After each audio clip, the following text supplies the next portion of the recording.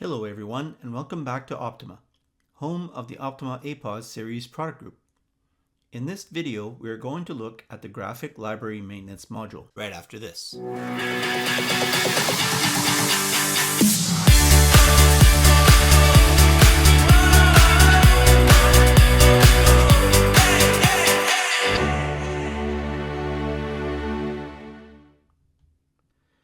This module allows you to maintain a database library of images. These images may be used to create keyboard keys with graphics instead of simply displaying the key caption. Click on the Insert button below to insert an image into your library. Select the file or files and click on the Open. If a valid file type was selected, the image will be displayed in the Layout area. BMP, JPEG, GIF, TIFF, and PNG files are allowed. The maximum size of the image will be determined by the value entered in the maximum image size above. It is recommended that the size of each image be reduced as much as possible without impacting the resolution of your images. The maximum size allowed is 250 by 250 pixels.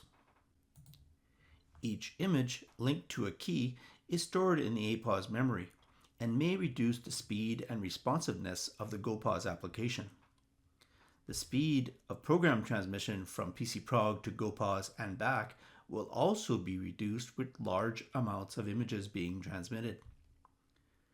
The image library is only stored on your PC with a PCPROG database, and only the images actually linked to a key will be sent to GoPause. This also allows you to maintain a single image library for different programs. That is it for now on the graphic library, but stay tuned, and in the next video we will have an in-depth look at the keyboard's maintenance module and show you how to link these images to your keys. Why don't you subscribe to our YouTube channel so you can get notified as soon as we upload any new videos. Also, if you want to learn more about the Optima APOS series line of products or need any POS accessories such as barcode scanners, printers, Windows PC POS terminals, and more, visit www.optimagopos.ca. Again, that's www.optimagopos.ca.